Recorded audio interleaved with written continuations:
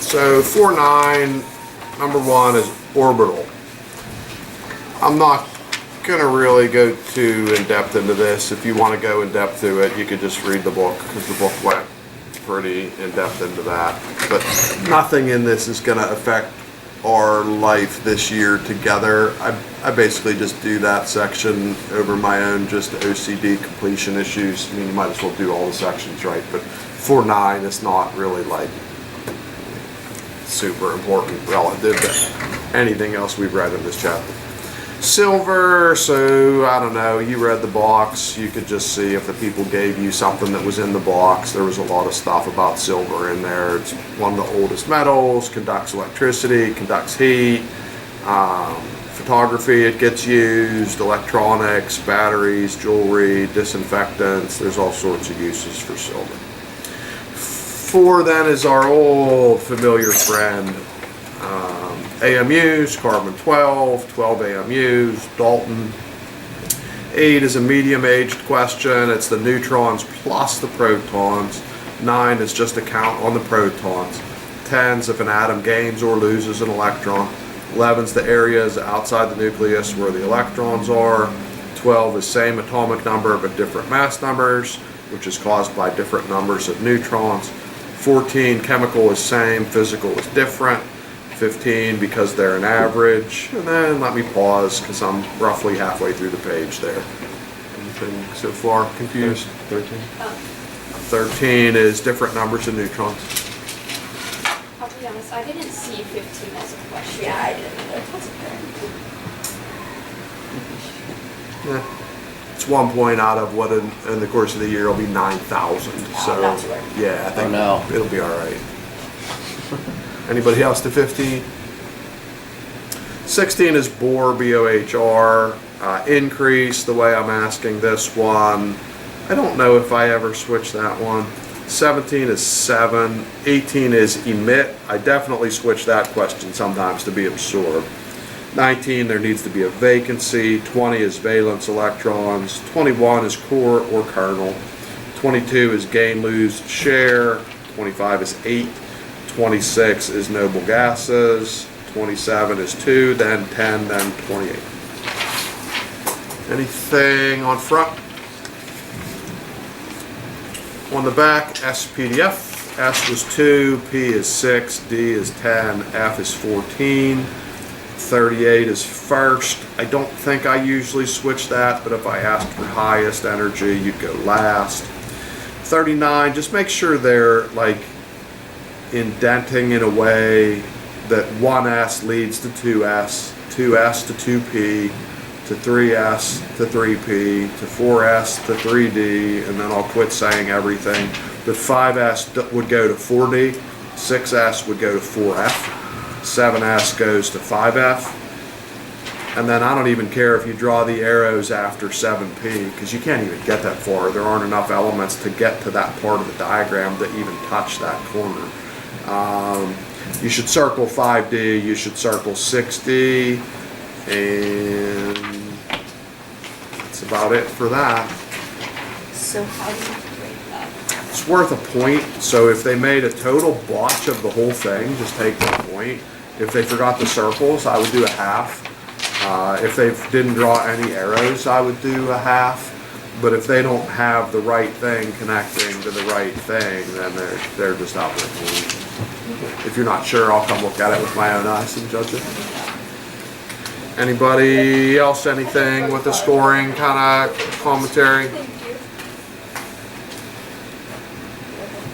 I have a funny story. We might as well record the funny story, but there was somebody the one year, I don't know if she missed class the day we did the diagram. I don't know if she just had a complete zone out moment on the diagram, but she wanted to get the sublevels right. So she made up her own way of doing this by making a sentence with words that started with S, P's, D's, and F's. So her sentence was stop, stop, please stop, please stop, don't, please stop, don't. And then when she'd get to the F's, she said fudge. And so there was like a day that she was doing that. She was in class going like, stop, please don't, stop, fudge. And the people around her are like, what are you doing? She's like, we're doing the sub-levels. And she was like, what do you mean you're doing the sub-levels? Like, why are you saying stop, please don't, stop, fudge? Like, what are you talking about? Like, you just use this diagram that's in the book. She was like, oh, that's what the diagram is for. But she had made this whole thing about stop, please don't, stop, fudge.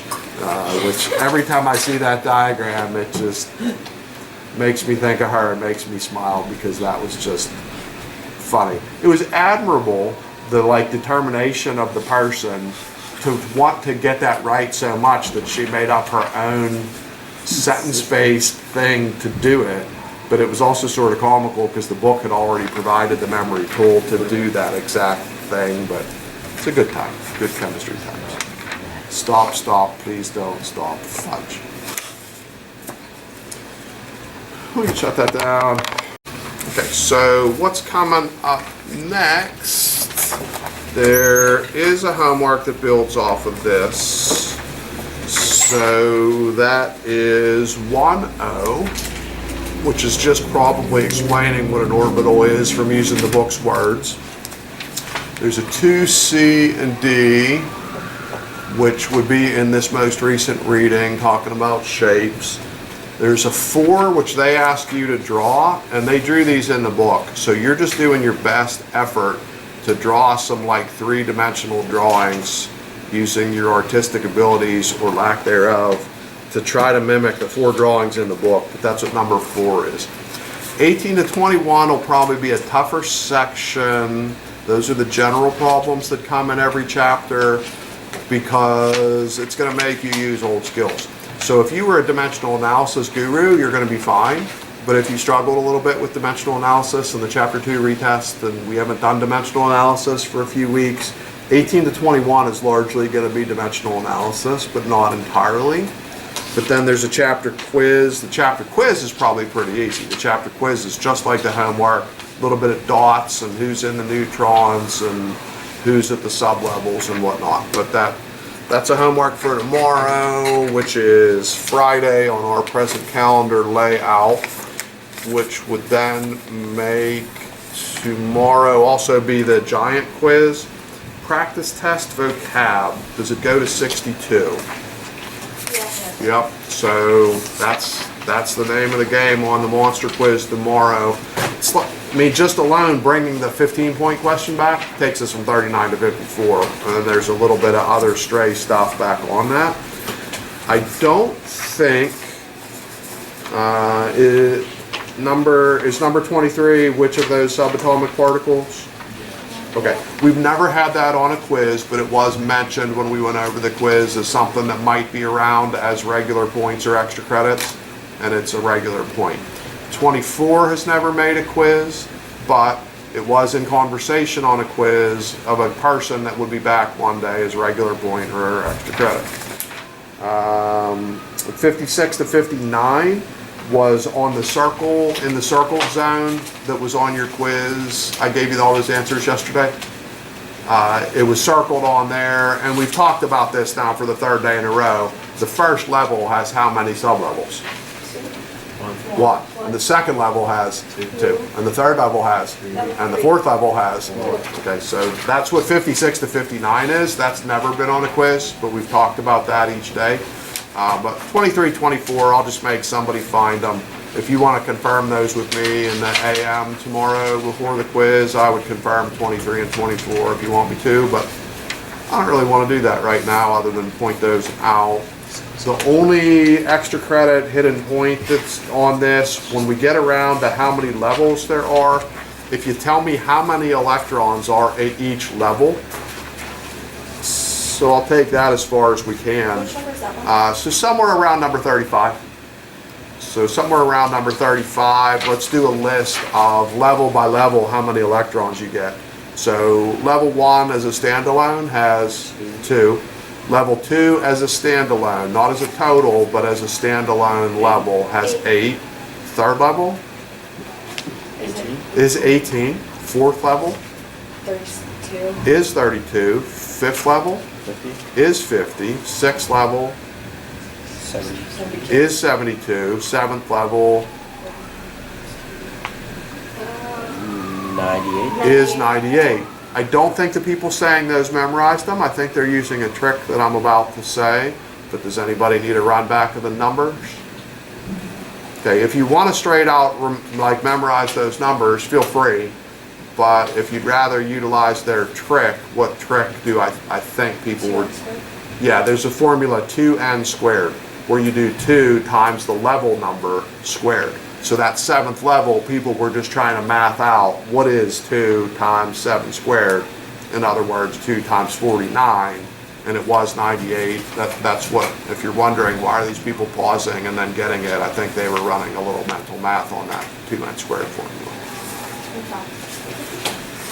Question about anything that's tomorrow, Friday? Okay, then weekend comes, hooray for weekends. When we get back in business on Monday is the practice test. Then Tuesday is a test. Does the vocab keep going after 62 to old stuff, or is it just the 62? It goes to old stuff after. Does it go to some old stuff? Yeah. Okay, Yeah, so it goes to elements and stuff are back? Yeah. Okay, you gonna fill them in this time? Maybe not. You never know. We'll see. So Tuesday would be a test that's just vocabulary then, since I kept going.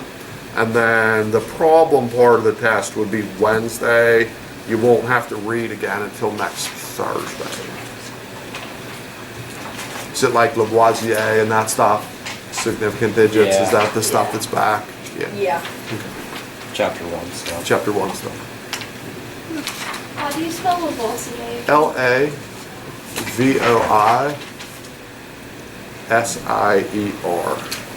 Thank you. Welcome.